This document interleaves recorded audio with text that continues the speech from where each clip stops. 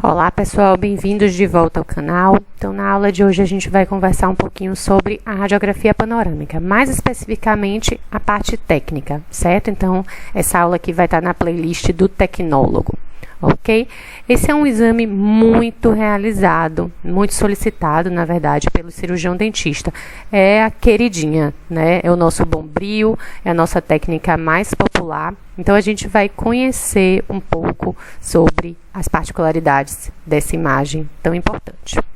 Esse termo, panorâmica, né, ele já existe associado a outras situações, não necessariamente a nossa imagem, né? Então, se a gente for pegar a raiz dessa palavra, ela é formada por dois termos gregos, onde pan significa total, e a gente está vivendo um período que até empregamos essa palavra pandemia, né, uma epidemia de características globais totais, né?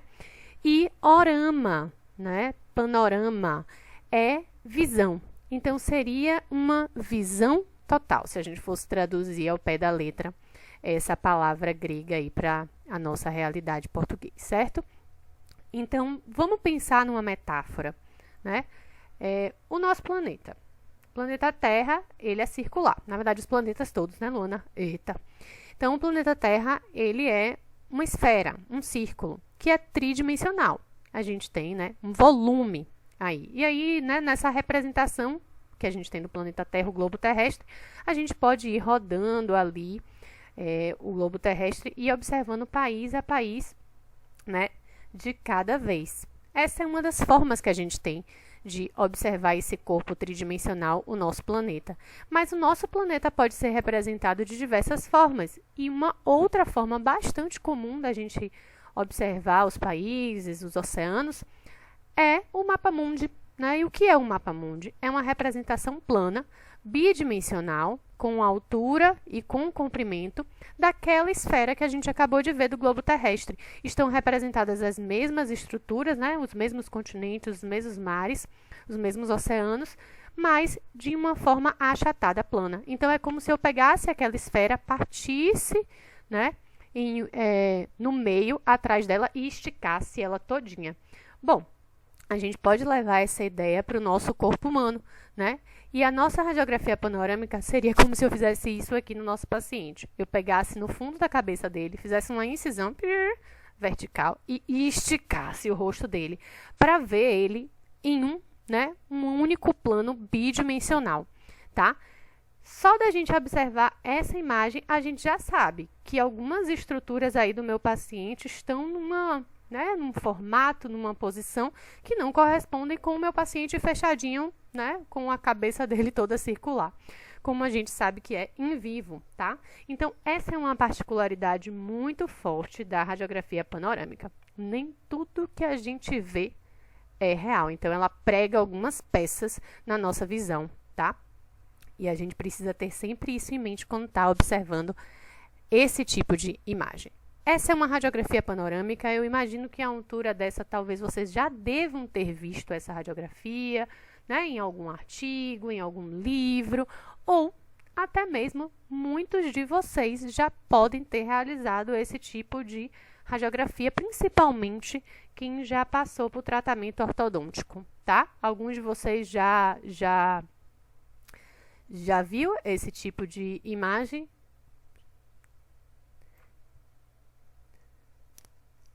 Pronto. Camila, dá uma olhadinha se não é sua conexão, porque o pessoal tá ouvindo, não tá, gente? De repente o meu áudio para você tá desligado, viu, Camila? Pronto. Dá uma olhadinha aí e aumenta o volume. Certo? Então, essa é a radiografia panorâmica. O que é que tem de interessante nesse tipo de imagem? Além da gente ver as arcadas, os dentes do meu paciente, nosso objeto de estudo, tá? A panorâmica é bidimensional e a periapical também. Todas as radiografias que a gente estuda, todas as radiografias são bidimensionais. Os exames tridimensionais são a tomografia e a ressonância magnética, a ultrassom também, certo? Então, todas as imagens que você vê plana são bidimensionais, comprimento e largura. Então, o que é que a gente tem de interessante, né? Temos os dentes. Os dentes são o nosso objeto primordial de estudo, mas os dentes não estão soltos, eles estão inseridos em algum lugar, né? Então, a gente também tem o compromisso de estudar esses órgãos anexos aonde os nossos dentes, né, estão inseridos. Então, a gente tem várias estruturas anatômicas que vamos conhecer, né, durante a avaliação desse tipo de imagem também. Interessante, né, que de posse dessa imagem, algumas especialidades médicas julgam essa imagem interessante para suas avaliações também, então principalmente otorrinos, tá? Às vezes a gente pega a solicitação que não foi encaminhada por dentista, mas foi um otorrino. É uma imagem maravilhosa para ver seio maxilar. A gente vai ver aqui daqui a pouquinho. Ok? Bom, vantagens dessa técnica. Algumas eu já falei. Então, a gente tem uma ampla visibilidade, né? Não apenas dos dentes. Então, ao invés de a gente fazer 14 radiografias para obter todos os dentes, né, como eu faria na técnica periapical, em uma imagem só, em uma incidência só, em uma exposição radiográfica única, eu tenho todos os ossos, todos os dentes, perdão, da boca do meu paciente. Isso é muito interessante, isso amplia a nossa visibilidade, tá? Também vários ossos, né, da face do nosso paciente, que a gente vai conhecer daqui a pouquinho. Bom, eu falei da ampliação, mas a gente tem uma dose de radiação reduzida. Se a gente compara a dose desse exame com a das 14 radiografias periapicais, vocês acreditam que é menor? Sim, é menor. E por quê? A explicação está no filme. Vocês lembram que na aula de filme a gente falou de filmes que utilizam ecrãs, né, as placas intensificadoras, e esses filmes são geralmente os filmes extra-orais, tá?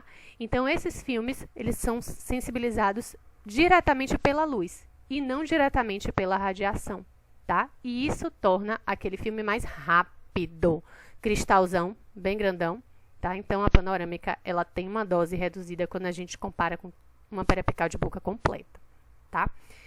É um exame que ele tem uma sobreposição reduzida de estruturas, e a gente vai explicar por que a panorâmica consegue reduzir um pouco a sobreposição de estruturas anatômicas. Isso facilita a nossa interpretação. É um exame que quem já fez sabe. Ele é um desconforto mínimo, né? Ao contrário da periapical, que você tem que colocar filme, saquinho, posicionador, tudo dentro da boca, e às vezes ainda mete um dedo na boca, toda aquela confusão. Aqui não. O que vai dentro da boca do paciente é uma coisinha bem discreta, tá? E então, é muito mais aceito pelo paciente, né? Bem mais confortável esse tipo de exame. É um exame que também tem um controle de infecção muito mais simples, porque é a única parte que vai em contato com as mucosas, com a saliva do paciente, né? É muito fácil da gente proteger e descartar essa proteção de um paciente para o outro. Então, é muito mais fácil do que toda a proteção que a gente precisa fazer quando trata da radiografia intraoral. É um exame também bastante indicado com pacientes que estão ali com dificuldade de abertura de boca, né, aquele processo que a gente falou do trismo. Então, um paciente num pós-operatório, né, um paciente que sofreu um trauma, que às vezes está com um grau de abertura de boca bem pequeno, ele consegue realizar uma panorâmica, né, de maneira mais confortável do que uma intraoral. É um exame que também é muito fácil da gente explicar para o paciente e ele compreender a dinâmica do exame, tá? E o equipamento também é muito fácil de ser operado, tá? Então, os técnicos, os tecnólogos que vão trabalhar com esses equipamentos, que esses equipamentos são equipamentos, né, de grande porte, equipamentos extraorais, de base fixa no chão, lembram? E esses equipamentos estão em clínicas de radiologia, não estão num consultório odontológico, né, pelo próprio porte, pelo próprio preço do equipamento. Então, quem opera esses equipamentos, né, são os técnicos e tecnólogos.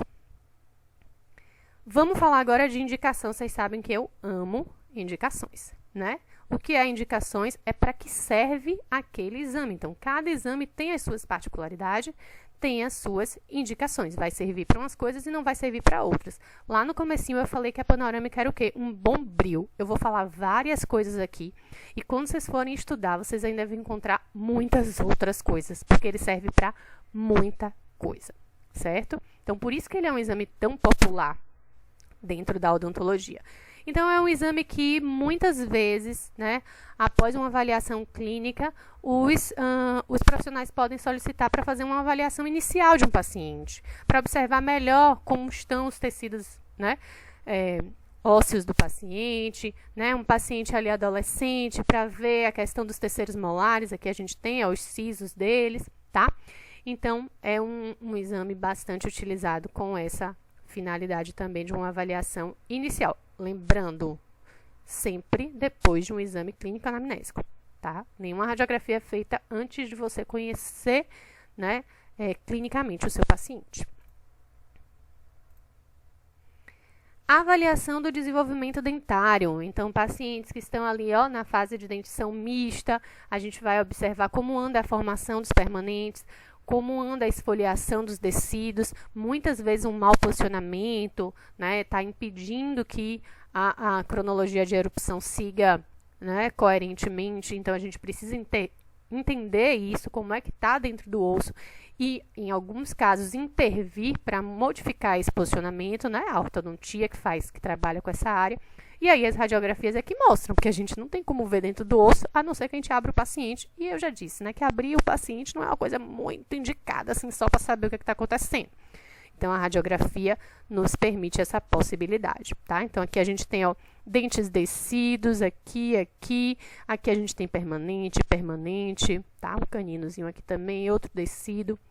Então, a gente avalia bastante com esse tipo de imagem também.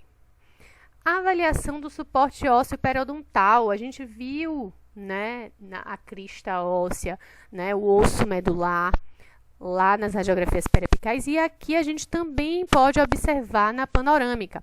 Não é o exame mais indicado para essa finalidade, principalmente quando a perda óssea periodontal é discreta. Aí, realmente, é melhor nem que você faça uma periapical de boca completa. Por quê? Porque a acurácia, né, o nível de detalhe da periapical é muito maior. Então, né, a panorâmica ela indica que tem uma perda óssea, quando a perda óssea geralmente já está maior, né, do que a gente gostaria, vamos dizer assim.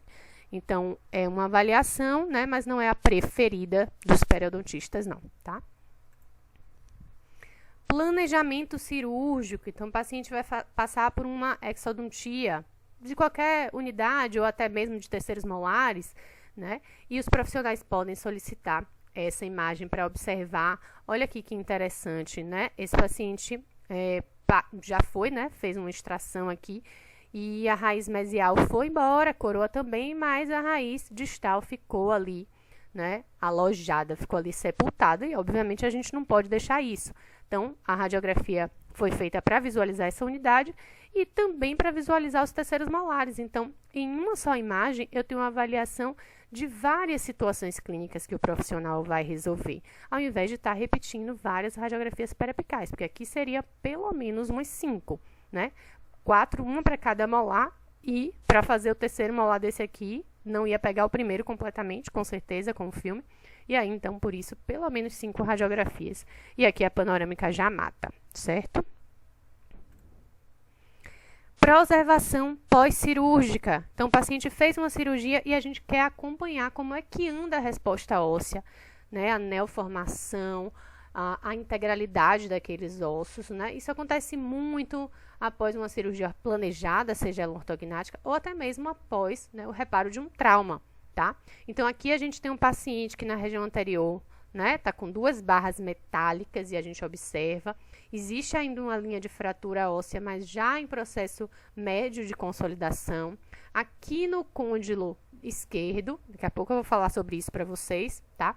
A gente tem também uma barra metálica com parafusos, então ele também sofreu um trauma aqui. Mas no côndilo direito, e tudo isso a gente vai falar daqui a pouco na parte de anatomia, ele teve uma fratura que ainda não foi reduzida, tá? Então, essa imagem mostra aí, né, um outro tratamento que esse paciente vai precisar fazer, uma outra intervenção cirúrgica.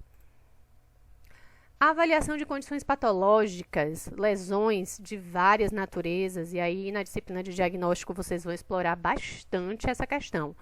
E lembrem-se, né, a gente fala de anatomia muito, porque quando aparecer algo que foge ao padrão anatômico, a gente tem que identificar se é uma variação ou se é uma patologia. E esse caso aqui a gente tem uma patologia, né? Então, temos um terceiro molar inferior, incluso o lado direito, e existe um cisto, né, de grandes dimensões aí associados a esse dente. Então, extrair esse dente passa pela remoção da lesão cística também, tá?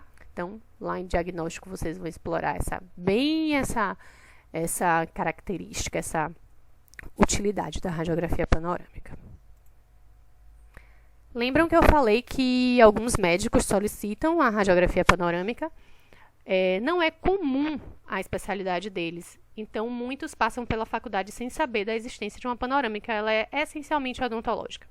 Mas os otorrinos, quando veem essa imagem, eles ficam maravilhados, porque é muito mais interessante para eles avaliar esse tipo de imagem do que a técnica que na medicina geralmente eles usam, né, que é uma frontal. Então, essa imagem aqui mostra os 6 maxilares numa disposição muito interessante, né, para ver algumas alterações. A gente pode ver sinusite, a gente pode ver alterações como essas aqui, que são cistos, né, cistos mucosos. Não é nada de grave, tá? Mas os otorrinos podem se utilizar desse tipo de imagem, é bem interessante para eles. Outra situação em seio maxilar, tá? Isso aqui foi da gente. Não foi um otorrino que pediu, ou pode ter sido até um otorrino, mas nesse caso nem foi. O que aconteceu aqui? Esse paciente, né, ele teve uma extração aqui do primeiro molar superior e no momento após essa extração ele foi realizar um implante nessa região e no preparo do sítio para receber um implante com essa peça aqui, que é uma peça cirúrgica, né, uma broca cirúrgica, algum acidente aconteceu e essa broca desprendeu da peça reta do profissional e foi parar dentro do seio maxilar, certo? Então, a radiografia panorâmica foi utilizada aí para verificar essa situação. Não foi a única imagem feita, mas a outra imagem feita vocês vão conhecer na semana que vem, que é a teleradiografia, certo? A avaliação da ATM, articulação temporomandibular. Bem interessante também a gente dar uma visãozinha geral, né, da nossa região côndilo, né, osso temporal. Então, aqui do lado esquerdo do paciente, aparentemente, né, uma situação de normalidade, mas o lado direito, já comparando com o lado esquerdo, eu vejo que tem alguma coisa diferente. Então, todo o lado direito está aumentado, desde o ramo até o côndilo, tá? É uma hiperplasia de mandíbula nesse paciente. Então, algumas alterações aí esse paciente vai ter na sua fisiologia, né? E a imagem panorâmica nos auxilia a essa observação também, certo? Não é a melhor imagem de todas para se observar isso. Existem outras imagens, outras técnicas que a gente prefere. Mas para uma avaliação inicial, né, de entender o nosso paciente, ela serve, né, ela se presta bem, ok? Eu falei para vocês que eu ia falar várias indicações, eu falei bastante, e quando vocês forem estudar, tem muitas outras. Aquele livro que eu passei para vocês tem tem muitas imagens panorâmicas, muitas indicações também. Deixa eu ver aqui. Ok, Andressa, depois no particular a gente conversa sobre esse assunto, certo? Que é uma indicação profissional, a gente conversa. No finalzinho da aula a gente trata disso. Vamos lá. Então, vamos conhecer um pouquinho sobre esse aparelho. O aparelho para panorâmica. Ele é um aparelho próprio para isso, certo? Tem vários componentes básicos que vocês já conheceram na aula de aparelhos, mas o formato, a disposição é um pouco diferente. Então, vamos entender um pouquinho aqui o que acontece. O cabeçote de raio-x, então, aonde a minha radiação vai ser emitida, é essa parte aqui. Não tem aquele formato cilíndrico, né, que a gente está acostumado a ver lá no cilindro localizador do meu intraoral. Então, a radiação passa por aqui, tá? Bem por essa parte aqui. E existe no lado contrário, tá, um conjunto, né, de uma placa metálica que limita a radiação, né, e o chassi. O chassi porta-filme, lembram? Que a gente falou sobre ele, é a caixa que eu coloco o meu filme extraoral. Aqui esse equipamento está levantado, quando o equipamento é colocado para funcionar esse conjunto aqui abaixa e fica na mesma direção da radiação. Tem algumas fotos mais para frente, tá? A gente tem um dispositivo para posicionar o paciente que a gente chama de cefalostato. É muito importante que o paciente permaneça imóvel durante todo o disparo, tá? E para isso a gente posiciona a cabeça do meu paciente. Tem um apoio para o queixo, né? Um apoio para os dentes, um apoio para a testa, para a parte do osso frontal, para a lateral, para que evite o máximo a movimentação do paciente durante a aquisição desse tipo de imagem, certo? Então, aqui o cabeçote, aqui o conjunto, ó, chassi placa metálica, olha ele aqui, né? O chassi todo fechadinho. A placa metálica tem uma forma bem fininha, a gente vai falar sobre isso daqui a pouco também. A parte de posicionamento do meu paciente. E, por fim, o controle de comando, né? Esse comando é onde a gente vai selecionar os fatores, ó, lembram da aula de fatores, né? Adequados para cada paciente, para cada porte de paciente, né? E para a técnica que a gente está usando, ok? Então, aqui que a gente faz o disparo. Esse controle, né? Muitas vezes está instalado já do lado de fora da sala, ou então tem o fiozinho e a gente leva ele para o lado de fora, como vocês bem sabem. É um exame que demora um pouco mais do que o tempo de um exame intraoral, mas nos equipamentos mais modernos, né, pode variar entre 10 e até 15 segundos, tá? Então, é rápido, é considerado rápido, mas um pouco mais longo do que se a gente compara ao tempo, né, que a gente demora ali para fazer uma periapical, ok? Aqui, ó, um paciente posicionado no equipamento, tá? Apoio de queixo, apoio aqui para os lados da cabeça. Olha aqui a fonte de radiação. Do outro lado, esse equipamento aqui é o equipamento digital. A gente vai ter aula de digital mais para frente. A gente não utiliza filme, né? Quando a gente utiliza um equipamento digital, a gente tem um sensor, mas o diagrama, né? A técnica é basicamente a mesma. Nos equipamentos mais modernos, a gente tem também luzes de orientação que mostram sobre a face do nosso paciente o plano sagital mediano, o plano de Camper, uma linha cortando os caninos, tudo isso para facilitar o posicionamento da cabeça do paciente durante o exame. Seria ótimo se a gente tivesse isso na intraoral também, né? E aí a gente facilitaria ainda mais os nossos posicionamentos. Mas na extraoral a gente consegue ter essa situação. Bom, vamos falar um pouquinho sobre o formato do feixe.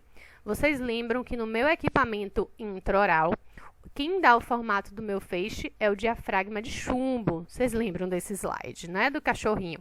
Então, ele dá o tamanho e o formato do meu feixe.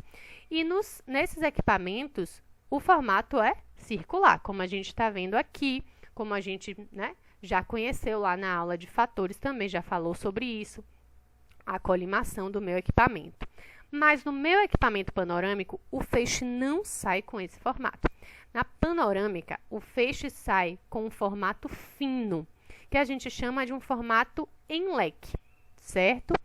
Então, por isso que na saída do meu equipamento vai ter, né, esse colimador, esse diafragma de chumbo, dando essa conformação aí também. Muitas vezes nos equipamentos antigos a gente via isso. Nos equipamentos mais novos eles já botam embutidos atrás do plastiquinho assim para ficar um negócio mais, um design mais bonito, certo? Mas essa peça tá lá, sendo, né, dentro do meu equipamento. E aí o formato lembra um leque bem fino, tá? Que a gente vai ver. Qual é o interessante e a particularidade sobre esse exame? O equipamento panorâmico, ele se mexe durante o exame do meu paciente, tá? Então, ele tem, a partir do centro da cabeça do meu paciente, é como se eu tivesse um centro de rotação, em torno do qual o meu equipamento vai girar. Tanto a fonte de raio-x, quanto, né, a região que concentra o meu filme, né, a placa metálica mais o chassi, vão girar, né, de forma complementar, tá? Então, isso é muito interessante. É por isso que o exame demora um pouquinho mais, né, gente? Porque ele precisa girar, varrer o meu paciente, dar uma volta no meu paciente para formar a imagem, né? Ali aquela imagem, a disposição da imagem bem plana que a gente já viu. certo? Nesse equipamento, tá? Uma outra coisa interessante que a gente tem que notar é que a gente tem uma angulação horizontal dinâmica. O que é que isso significa? Né? Vocês lembram lá na intraoral, angulação horizontal a partir do plano sagital mediano, 90 graus para a direita ou 90 graus para a esquerda, né? Só que esse equipamento aqui, ele gira. Então, essa angulação horizontal, ela vai mudando à medida que ele vai girando, concordo? Então, por isso, a gente diz que a angulação horizontal ela é dinâmica, ela não fica fixa. Ela é dinâmica ao longo dos 360 graus ao redor da cabeça do meu paciente. Já a angulação vertical, ela é fixa. Depende do equipamento. Alguns vão falar 4 ou 10 graus negativos. Ela vem, ó, levemente de baixo para cima. Certo? Esse negativo, do mesmo modo que a gente pensava lá, né, para a intrabucal, para as periapicais de mandíbula, né, angulação negativa. Mas aqui, a angulação negativa pega toda a face, não apenas a mandíbula e também a maxila do meu paciente. Compreenderam direitinho aí essas particularidades desse equipamento?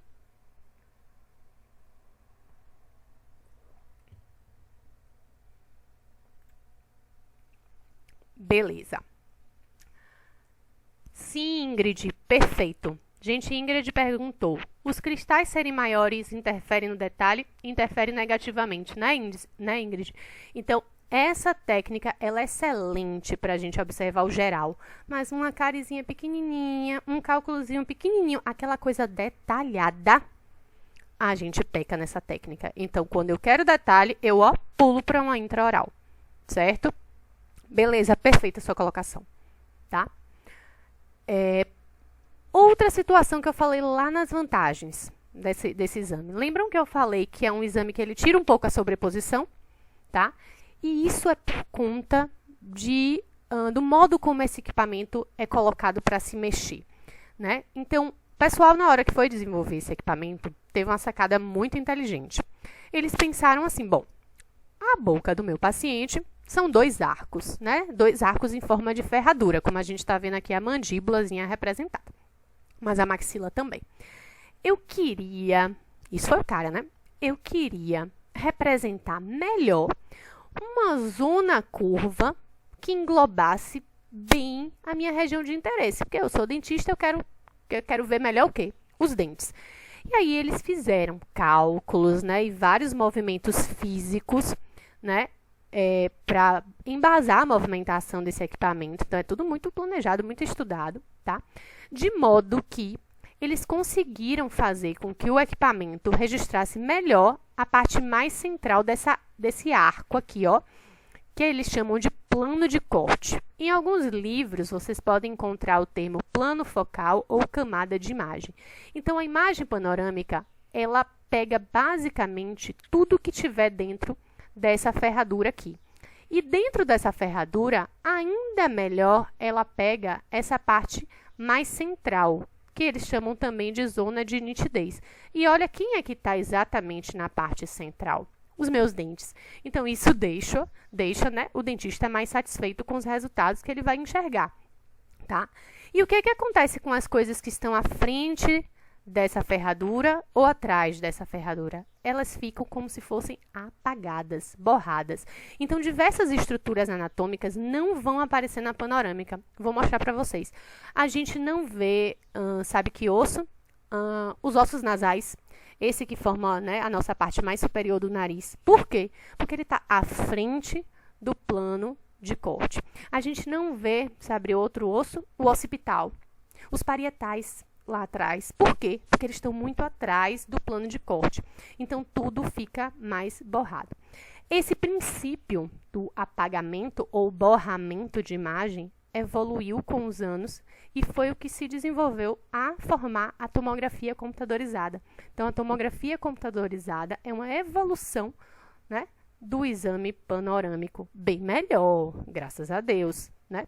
Mas a panorâmica já foi um avanço bem interessante para a gente, certo? Então, esse plano de corte, né, nos faz com que a parte dos dentes, né, fique mais evidente, né? A imagem dele fique mais nítida do que as partes, né, fora dessa zona da ferradura aí, certo?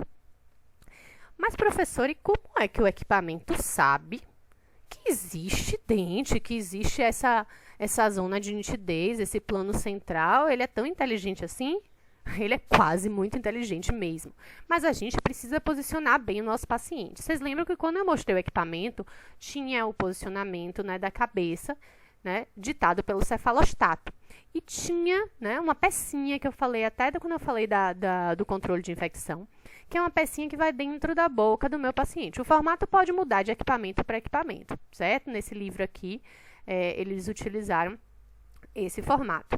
Então, essa peça, esse bloco de mordida, tá? Ou batente de mordida, ele tem um vincozinho, uma reentrância, para a gente encaixar exatamente nas bordas dos meus incisivos inferiores e superiores. Desse modo, quando a gente encaixa os meus incisivos nesse vinco do bloco de mordida, a minha panorâmica vai englobar muito bem, vai colocar esses dentes exatamente posicionados no plano central ou na zona de nitidez. E aí eu tenho uma representação do formato dessas estruturas anatômicas, né, com um formato basicamente igual ao que eu encontraria no paciente. Então, esse aqui não é um paciente de verdade, né? Eles fizeram um teste, colaram um anel metálico aqui, para a gente ver que quando o paciente está bem posicionado, a imagem da esfera metálica está proporcional, né? Está com um formato coerente. E aí eu vou mostrar para vocês o que é que acontece quando um paciente está mal posicionado com relação a esse plano central. Olha aqui o que é que eles fizeram de teste. Eles colocaram, por exemplo, um paciente que na hora de fazer o exame abriu um pouco a boca e chegou um pouco o rosto para frente. Então ele saiu da posição que iria gerar um bom alinhamento no plano central. E olha como é que ficou a imagem. Essa imagem não está coerente com o clínico, né? Com o real do meu paciente. Então, quando as estruturas anatômicas do meu paciente estão na frente do plano de corte, a dimensão horizontal daquelas estruturas fica diminuída, ou seja, elas ficam estreitas. Olha como os dentes ficaram espremidos aqui. Então, isso vai interferir em como o profissional interpreta aquela região. Imagina se tivesse uma lesão, ao invés de tivesse essa bolinha esférica, né? Imagina se no real tem uma lesão aí nesse paciente. Aí o paciente está mal posicionado, tem uma lesão nos dentes anteriores. E aí, na hora de fazer a panorâmica, a lesão parece mais estreita do que ela realmente é. É mentira. Então, isso vai interferir no planejamento da lesão. Então, é muito também importante que o paciente, né, fique no posicionamento adequado para essa técnica. E aqui a gente tem o cefalostato, a gente tem as luzes de orientação, né, para guiar o nosso posicionamento. Então, sempre de olho no paciente para ver se ele não se mexeu, certo? E o contrário, professora, e se o paciente chegar para trás? Então, o paciente largou, ó, chegou para trás, as estruturas foram posteriormente posicionadas em relação ao plano de corte. Aí acontece o contrário, né? Vocês bem sabem. A dimensão horizontal fica aumentada, ou seja, a largura dele, ó, estica. Então, aí, ao invés de achar que a lesão está com tamanho X, a lesão está esticada. 2x. Poxa, olha que trabalho o profissional, né? Que problema para o profissional. Porque ele não tem uma correspondência do que é real com o que a imagem demonstra, tá? Então, a imagem vai iludi-lo. Isso não é interessante. A gente precisa de uma correspondência. Vocês conseguiram entender essa questão do plano de corte, a validade disso, a importância disso, né, para o posicionamento e para a avaliação do paciente?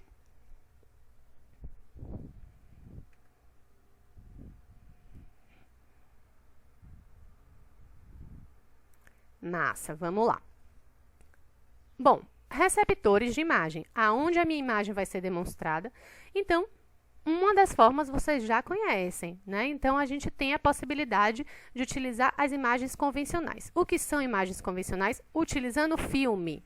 o filme extrabucal, né? Então, o filme extrabucal, que ele tem um formato retangular. O tamanho adulto é 15 centímetros de altura por 30 de largura. Temos a possibilidade do pediátrico também. Lembram, né? Os filmes extraorais vêm em caixas com várias unidades. Esse aqui, ó, tem 100 unidades, certo? E aí a gente vai lá numa câmara escura, protegida, colocar o filme, ó, dentro do meu chassi. Tá? E no meu chassi eu tenho dos dois lados os ecrãs ou placas intensificadoras, tudo isso vocês já conheceram na aula de filmes também. E aqui, quando a radiação bate nessa placa branca, forma a luz. E a luz é que sensibiliza o filme que está aqui dentro protegidinho, certo? Então, essa é a forma convencional de receptor de imagem que a gente utiliza, certo? Olha aqui uma placa intensificadora, né, com um filme não exposto e, ó, ela sendo fechada para vocês verem, tá? Então, é uma caixa mesmo, é como se fosse uma caixa. Eu até acho que mencionei na aula de filmes, né, que o pessoal comumente antes falava assim, vou bater uma chapa do pulmão, né? E esse termo, né, essa palavra chapa, esse apelido para o exame radiográfico veio muito dos ecrãs, né? Veio muito, perdão, dos chassis, né, que são placas, chapas. Então, por isso que o pessoal nos hospitais costumavam usar essa linguagem coloquial, né? Vocês não vão usar, pelo amor de Deus. Mas a gente evoluiu, né? E a grande maioria das clínicas hoje em dia utiliza o sistema digital. A gente não vai ter filme, não vai ter processadora, não vai ter solução. Ó que maravilha! A gente vai ter tudo isso conectado, né? Um sensor conectado a um computador e a imagem formada lá na tela do meu computador, certo? Então, a gente vai ter aula de digital mais para frente também, para compreender todas essas possibilidades. Temos vários tipos de tecnologias digitais. Aqui é uma leitora laser, né? Outro tipo de tecnologia que envia a imagem para o computador, né? De forma muito mais rápida, né? E preserva muito mais também o paciente com relação aos efeitos da radiação, tá? Bom, vamos ver aqui a técnica, certo? Um dia, quem sabe, né, Bruna? A gente chega lá. Vamos ver aqui um pouquinho a técnica. Tá? Então, antes dessa técnica começar, como a intraoral também, a gente tem algumas orientações, né, que a gente dá para o nosso paciente. Então, pedir para o paciente remover objetos metálicos que ele tenha na região de cabeça e pescoço, na região dentro da boca. Então, aqui, ó, uma prótese, né? Aqui, óculos, brinco, presilha, certo? Tudo isso. Aqui é interessante tirar colar, tá? Brinco pequeno também, que na intraoral não atrapalha tanto, mas aqui atrapalha. Piercing é um grande problema. Se o paciente conseguir tirar, é maravilhoso.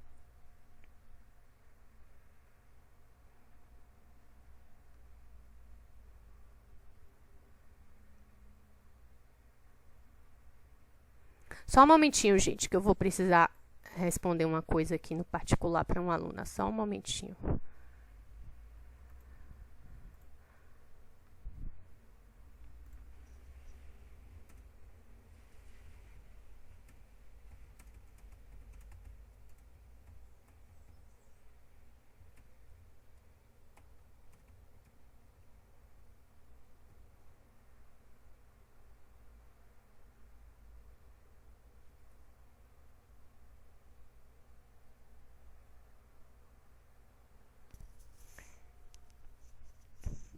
Desculpem. Bom, remover os objetos metálicos, certo? É interessante principalmente quando a gente está diante de um paciente pediátrico, tá? Ou um paciente que teve pouco acesso a exame, né? A médicos durante a vida, para que a gente demonstre, né, o movimento do aparelho para o paciente não se assustar, né, no momento da realização. Então, a gente pode ligar o aparelho sem paciente nenhum e deixar o paciente, né, explicar ao paciente através da janela, né, através da janela plumbífera, para que ele observe e ele não tome susto durante o exame, tá? Principalmente criança ou às vezes pacientes especiais, a gente pode ter esse cuidado de demonstrar o movimento do equipamento. Acho interessante, certo? Também, né, orientar o paciente que não tente acompanhar o movimento do aparelho com os olhos. Isso é muito complicado, até em criança, porque às vezes, pela curiosidade, quando o equipamento vai girar na frente dela, ela sem querer gira um pouco a cabeça também. Então, em algumas situações, até como a gente sabe que alguns pacientes podem ser mais susceptíveis, a gente pode pedir para o paciente fazer o exame de olho fechado, para não correr esse risco, certo? E aí, vamos posicionar o nosso paciente. Olha que bonitinho aqui, o paciente posicionado no cefalostato e as luzes, ó, plano sagital mediano, plano de Camper, linha do canino também, linha interpupilar também, tá? Então, assim fica maravilhoso, né? Plano sagital mediano, paralelo ao plano vertical, cabeça reta.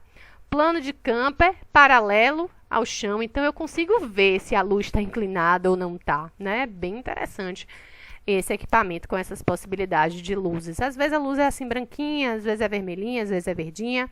Depende de cada equipamento, tá? É bem interessante mesmo esse equipamento. Uma coisa também que a gente sempre fala para o paciente, né? Encosta a língua no céu da boca. Aqui tá palato, mas para o paciente, coitado, ele nem sabe que ele tem um palato, né?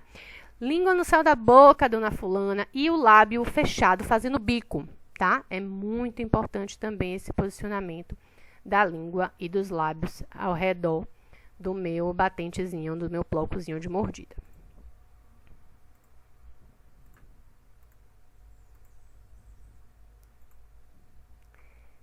Vamos lá, vamos encaixar os incisivos, né, inferiores e superiores, no sulco do meu bloco de mordida, porque para poder ele alinhar todo mundo no plano de corte do meu equipamento. E aí a arcada sair bem representada. Peraí, Gabriela tá entrando aqui. Vamos lá. O paciente deve ficar posicionado no equipamento, né? A grande maioria dos equipamentos hoje o paciente vai em pé. Alguns mais antigos o paciente ia sentado. O paciente sempre com a coluna o mais ereta possível, né? E o pescoço também bem esticado. Então, esse paciente aqui, ó, corcunda, corcunda, corcunda, não tá adequado, tá? E olha aqui um paciente posicionado. Eu levantei aqui a parte do chassi com o filme só para vocês observarem. Paciente usando o colete, tá? Segurando aqui, tem apoios para as mãos.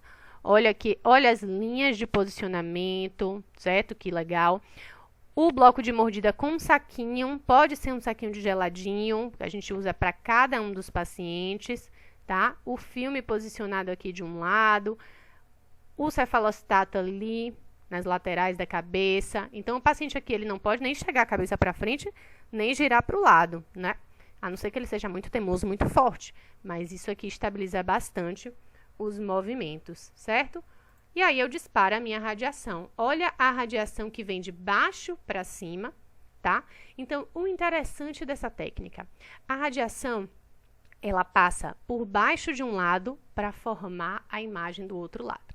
Então, aqui ela está passando por baixo do lado esquerdo do meu paciente e vai sair pelo lado direito. Então, nesse momento, quando ela está do lado esquerdo, ela vai formar o lado direito do meu paciente. E assim ela vai girando e formando parte a parte, expondo parte a parte o meu filme. Vocês notaram alguma coisa de diferente nesse colete que o paciente está vestindo aqui?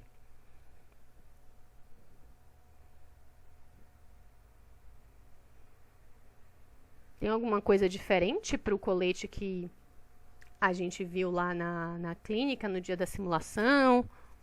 Ele tá sem o protetor de tireoide. Exatamente, não vi quem foi que falou, mas exatamente. O paciente não está usando o protetor de tireoide. O protetor de tireoide não dá para ser usado nessa técnica panorâmica. Por quê? Justamente porque se o protetor de tireoide estivesse em posição, o feixe de radiação ia ficar barrado pelo protetor de tireoide. Porque o feixe passa por baixo, ou seja, ele passa pelo pescoço, né, do paciente para expor o outro lado da face. Então, se ele usasse o colete, o protetor de tireoide, o protetor ia sair na imagem. Isso não é adequado. Então, essa é uma das técnicas que a gente não pode utilizar, o protetor de tireoide. Isso já deu muito babado, muito pano para manga, tá? E a Associação Brasileira de Radiologia, a ABRO, tem algumas normativas, algumas portarias, até para esclarecer o paciente, né, dessa situação, porque muitos podem dizer que a clínica não botou e tá, não sei o que, minha tireoide está sendo exposta. E aí a gente esclarece, temos essas portarias falando, né, que o nível de radiação é muito baixo, que a chance de causar algum dano à tireoide é muito pequena, né, e que é prerrogativa desse exame. A técnica funciona dessa maneira. Então, a gente não tem como colocar o protetor de tireoide e ter uma imagem panorâmica, tá? Então, parabéns aí. Eu não sei se foi Lucas, que na hora eu não vi o nome aqui de quem falou, mas foi alguém. Foi Lucas, pronto. Parabéns aí, Lucas, que fez uma observação aí certeira. Olha aqui, ó. Equipamento tá aqui do lado direito do meu paciente, certo? E aqui está o filme. Então, o lado esquerdo foi atingido e está representando. Aí o equipamento vai, ó, bonitinho, girando. E à medida que o equipamento vai girando, a imagem vai sendo formada até o equipamento chegar do outro lado da face do paciente. É muito interessante, principalmente quando a gente está numa imagem digital, porque a gente consegue ver na tela do computador a imagem sendo formada parte a parte. É muito, muito, muito legal mesmo, certo? Observar a dinâmica da técnica panorâmica. Bom, eu falei de vantagem, eu falei de indicação, mas é óbvio que essa técnica não é 100% maravilhosa o tempo todo, né? Então, ela tem algumas desvantagens, ela tem algumas limitações também, claro, que dificultam, né, a observação ou que fazem a gente solicitar outras técnicas, tá? Uma das desvantagens a gente até já falou um pouco sobre ele também.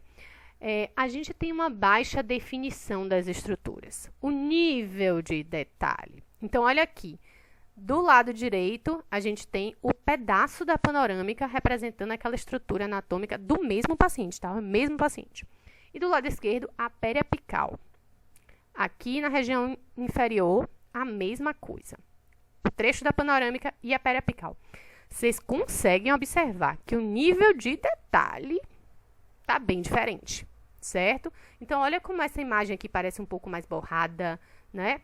Mal definida mesmo. E quando a gente vai para uma periapical, né, a possibilidade dos detalhes, a gente ganha bastante. Então, esse é o primeiro ponto. Panorâmica não é para ver detalhe. Panorâmica é para ampliar a nossa visão da face do paciente. Se eu quero detalhe, eu identifico aonde eu quero detalhe na visão da panorâmica e vou fazer uma intraoral, seja ela uma periapical, seja ela uma interproximal. Perfeito, Gabriela, certo? A gente pode observar a perda óssea muito melhor numa periapical, com certeza, tá? Com certeza. Outra situação que ainda não tinha falado.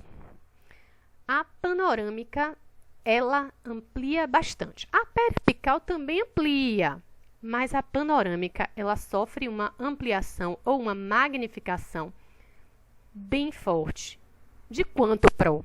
Em torno de 20 a 30% de aumento. Não dá para dizer exatamente, porque cada lugar dela sofre um aumento diferente. Depende da calibração do equipamento, então tem variáveis atuando aí. Então, o que é que isso significa? Se eu preciso medir, e o pessoal de implante, né, faz muitas medidas, né, para planejar os implantes do paciente. Se eu preciso medir em uma panorâmica, eu vou encontrar uma medida maior do que o real, porque essa imagem está ampliada. Então, isso pode ser muito crítico se o paciente, né, necessitar de uma acurácia muito forte das medidas. Então, por exemplo, vamos tomar aqui essa imagem, por exemplo. Aqui ele mediu a altura óssea, ele poderia botar um implante aqui entre esse molarzinho e esse premolar, né? E aí ele está medindo aqui 1 milímetro, 10 milímetros, né? Deixa eu ver, 10 milímetros de altura aqui, certo? Então, na imagem, na radiografia, ele acha 10 milímetros. Quando ele for para o seu paciente, na verdade, o paciente tem 7 milímetros. Tem 30% de diferença a menos.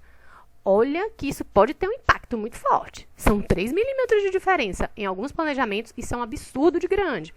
Então, precisa atentar para essa situação. Então, isso fez com que hoje A panorâmica para planejamento de implante, ela é completamente, né, desinteressante, certo?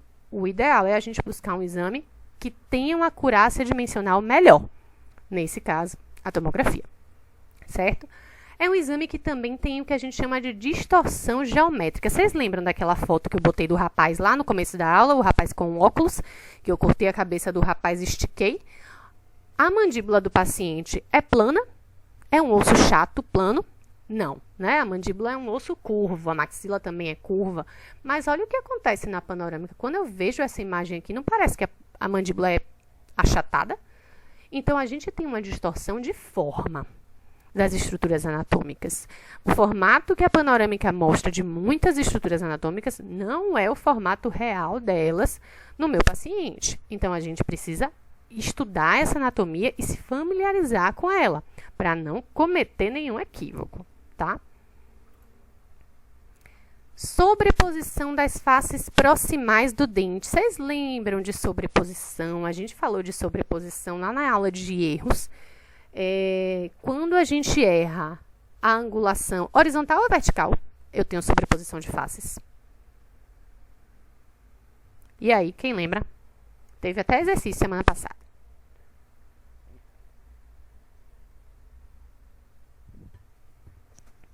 Pronto.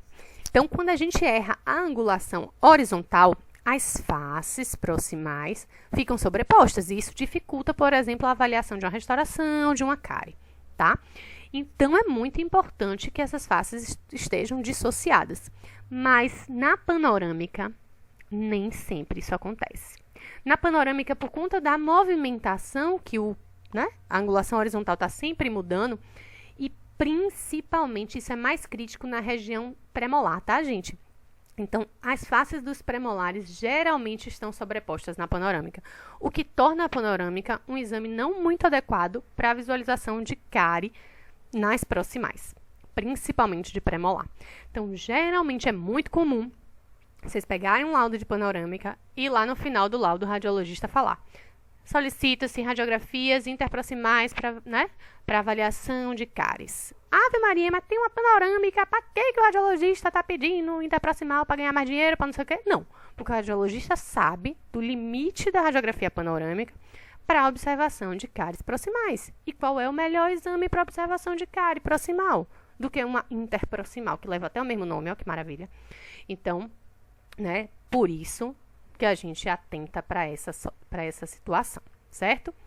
Distorção ou ausência de estruturas que estão fora do plano de corte. Falamos sobre o plano de corte, né? Então, olha como os dentes estão bem representados, bonitinhos, mas, vocês conseguem ter alguma ideia de osso occipital esse paciente tem.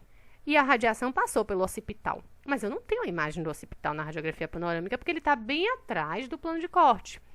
Se essa panorâmica fosse de uma criança, de um adulto, mas aqui daria para ver um pouquinho os ossos nasais lá em cima, partindo a partir da glabela.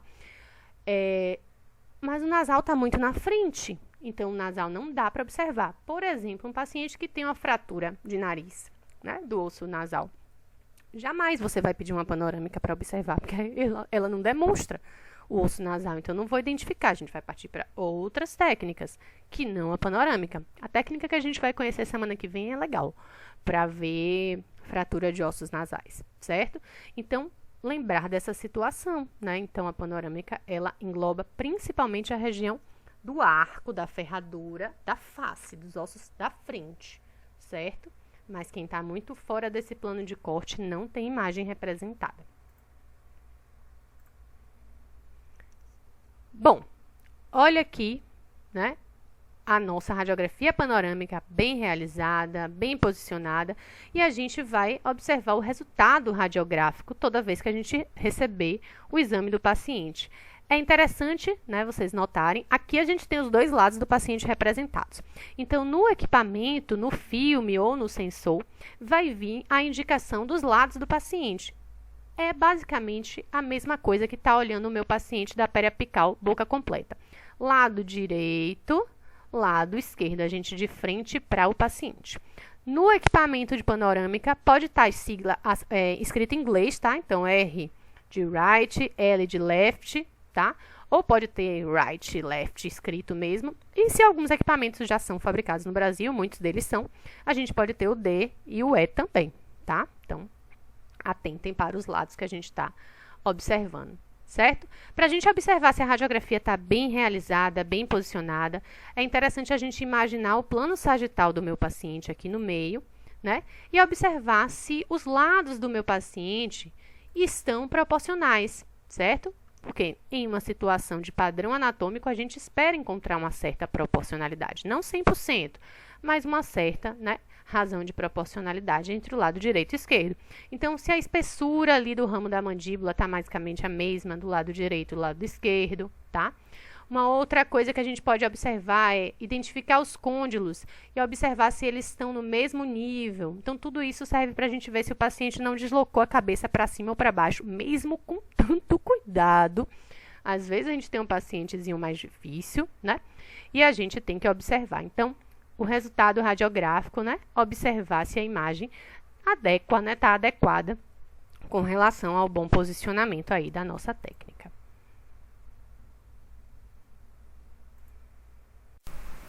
Então, se a imagem está com a qualidade adequada, vamos interpretá-lo. O radiologista vai interpretar, tá? Algumas dicas para uma boa interpretação radiográfica. Então, um ambiente sempre, né, com baixa luminosidade, um ambiente escuro, tá? Um ambiente também silencioso, porque é um trabalho, né, estreitamente de concentração por parte do profissional. Então, muitos profissionais eles precisam de um ambiente mais silencioso. Alguns até gostam de trabalhar com música, como é o meu caso. Mas tem profissionais que, né, se concentram melhor no silêncio, certo? Utilizar sempre os negatoscópios, né? A nossa fonte de luz vocês já conhecem. E quando a gente está trabalhando com filme, né, ou impresso, ou filme convencional mesmo, as máscaras, né, feitas em papel cartão, em cartolina preta, com um formato específico para cada filme, ajudam a vedar ainda mais a passagem de luz e a facilitar a nossa interpretação. Então, o ideal é que a luz venha sempre somente através da imagem radiográfica e não de outras influências externas, certo? E também uma dica, né? Sempre seguir uma sequência sistemática para a interpretação, né? Ou seja, uma sequência de cada profissional, cada um começa por onde quer, né? Mas para que ele não esqueça de nenhum detalhe importante, né? É uma imagem extraoral, é uma imagem ampla, tem muita informação. Então, se a gente não estabelecer um critério, uma sequência ideal de avaliação, a gente pode perder algum detalhe muito interessante. Então, por exemplo, eu gosto de começar pelos dentes. E aí, primeiro eu conto quantos dentes tem, depois eu vou avaliar as particularidades de cada unidade dentária, e depois eu vou para as partes anexas, né? A parte periodontal, depois eu vou para outras estruturas anatômicas, região de côndilo, região de base de mandíbula, região de terço médio de face. Então, cada profissional estabelece a sequência mais confortável, né, para ele poder trabalhar. Bom, mas vamos ter em mente, né, que a anatomia panorâmica não é tão simples assim. O pessoal do tecnólogo já teve essa aula de anatomia separada, né? A gente não vai destrinchar muito a anatomia em si, porque vocês já estão bem treinados nisso, mas a gente vai falar, né, de algumas particularidades anatômicas que vocês já conheceram e por que elas acontecem aqui na radiografia panorâmica. Então, relembrando, né, que a gente falou lá no iníciozinho da nossa aula, a panorâmica é uma representação curva da face tridimensional do meu paciente. Então, olha aqui, um filme, né, adaptando num crânio, mostrando como é essa imagem. Então, é uma imagem distorcida, não é a imagem real, tá? E também existem particularidades ligadas ao próprio movimento do equipamento e que criam, vamos dizer, ilusões de ótica para a gente avaliar, né? Um desafio a mais para a interpretação anatômica. Então, vamos ver, né, como é que isso acontece na prática. Bom, quando a gente está observando as radiografias panorâmicas, temos que ter em mente que existem imagens que são ditas reais, certo? E imagens fantasmas. Vamos trabalhar cada um desses grupos de imagens, tá? As imagens reais, elas podem ser simples ou únicas, e as imagens ditas duplas. E as imagens fantasmas, elas não têm essa subclassificação. Vamos começar com as imagens reais. O que são as estruturas anatômicas? Quem são, né, as estruturas anatômicas que nos fornecem imagens reais simples e duplas? Vamos lá. Bom, as imagens reais simples, elas são formadas sempre que o objeto em questão né, que está sendo exposto à radiação está localizado entre o centro de rotação do meu equipamento e o meu filme, né, ou o meu sensor de imagem, tá? Então, distante do início da saída do meu feixe de radiação. O que é o centro de rotação do meu equipamento? É o centro ao redor do qual o movimento do equipamento, né, é realizado. Então, pensem no centro de rotação como sabe um catavento? Então, o catavento ele tem aquele pauzinho que segura, né, as asinhas do catavento, e aquele pauzinho é o eixo, é o centro de rotação, né, aonde o catavento gira. Então, no nosso equipamento de panorâmica, né, existem centros de rotação que são móveis. Então, existe um centro, né, para o lado esquerdo, um centro mais anterior e um outro centro para o lado direito, né, e o próprio equipamento vai mudando isso para que a trajetória, na verdade, seja mais uma elipse, né? Uma região ovoide, tá? Então, esse primeiro centro de rotação aqui do meu equipamento e o objeto, né, no caso, o dente, vai formar uma única imagem, porque eu só tenho né, terceiro molar do lado direito do meu paciente. Então, uma imagem real, simples, daquele objeto, tá? Então, quais são as regiões anatômicas, as regiões do rosto que dão origem a imagens reais únicas? Basicamente, toda a região da face do nosso paciente. Aqui está representada a mandíbula, mas imaginem que a maxila está em cima dela. Então, de côndilo a côndilo, toda essa faixa, né? Então, todas as imagens que a gente observa também são reais e únicas ali representadas na minha radiografia panorâmica. Mas a gente tem outra situação. Que situação é essa? As imagens reais duplicadas. Quando é que elas acontecem, tá? Então, eu tenho aqui o meu equipamento, eu tenho aqui o meu centro de rotação inicial do equipamento, tenho o meu sensor aqui ou o meu filme aqui. E aí, de repente, eu tenho uma estrutura X que está aqui, ó, bem no centro da cabeça do meu paciente. Essa florzinha aqui verde com centro rosa, tá? E aí, quando o meu equipamento atinge, né, essa florzinha, minha radiação atinge, vai dar essa imagem aqui. Essa primeira imagem no canto do filme. Observaram? Mas aí o equipamento ele vai girar e quando ele chegar no lado oposto, ele vai interceptar novamente essa imagem do centro, mas agora no outro extremo do meu filme. Então, vocês concordam comigo que é apenas um objeto, mas ele deu duas imagens, por isso a imagem é duplicada de uma estrutura real, uma estrutura que realmente está posicionada ali, certo? Então, na nossa face, na nossa cabeça, quais são as regiões que dão origem a imagens reais duplas ou duplicadas? São as estruturas anatômicas que estejam posicionadas bem no centro da cabeça do meu paciente, nessa área que muitos livros designam, né, como área em formato de diamante. Lembra, né? Um diamante. E que estruturas são essas? A coluna do meu paciente, o ocioide, o corpo do meu ocioide, tá? A região de palato, tanto duro quanto mole, né? E a região de vias aéreas, principalmente ali o centro, a região de epiglote, ok? Então, é por isso que quando a gente observa as imagens radiográficas, a gente vai vê-las espelhadas. Já já eu mostro um exemplo para vocês, tá? Então, algumas características dessas imagens reais duplicadas. Uma imagem é o espelho da outra, então elas têm, né, ali o mesmo formato. Ambas são reais, ou seja, ambas são formadas quando o feixe de radiação passa primeiro pelo centro do movimento, né, pelo fulcro, e depois atinge o objeto. Isso acontece duas vezes. Ambas as imagens têm as mesmas proporções e ambas as imagens têm a mesma localização. Porém, não no local real daquele objeto, mas sim em lados opostos, nos extremos do meu filme, tá? Olha aqui que exemplos que a gente pode ter de imagens reais duplicadas que vocês já devem conhecer. A coluna, né? A gente sabe que a coluna ela está localizada no centro aqui, né, do rosto do meu paciente. E a gente até vê um pouco de sombra dela, que seria aqui a imagem real única dela, tá? E as imagens reais duplicadas no canto do meu filme, nos cantos do meu filme, tá? Outra estrutura também que a gente já conhece bastante, o ocioide, né, que Muitas vezes as pessoas confundem e falam os ossos zioides, né? Porque a gente vê dois, justamente por causa desse efeito de imagem real duplicada. Então, um de um lado, outro do outro, mas é osso único. São apenas dois reflexos dessa imagem dele. Beleza? E a última, né, das categorias de imagens que se formam sobre a radiografia panorâmica, as imagens, fantasmas, certo? Mas não se preocupe que não se trata de uma assombração verdadeira e em algumas situações a gente pode minimizar a influência delas. Vamos entender um pouquinho isso. Como são formadas as imagens fantasmas? As imagens fantasmas são formadas por aqueles objetos, aquelas estruturas anatômicas que se localizam antes do ponto do centro de rotação do meu equipamento. Então, o centro de rotação está aqui. As imagens reais são formadas quando o objeto está depois do centro de rotação e depois a imagem forma no filme. Mas as imagens fantasmas são formadas quando o objeto está antes. Então, por exemplo, eu desenhei aqui uma estrelinha para simbolizar um brinco. Tá? O brinco está bem perto da saída da radiação, antes do ponto do centro do movimento. Então, a radiação vai atravessar esse brinco e vai provocar a imagem dele ali naquele extremo, certo? A imagem fantasma dele.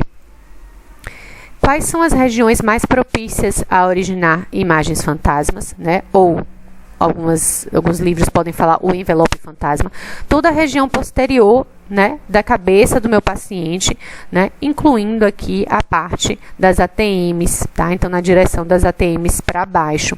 Inclui também o envelope fantasma, ou o envelope das imagens reais duplas, perdão, tá? Observem que ele está aqui, o diamante, tá?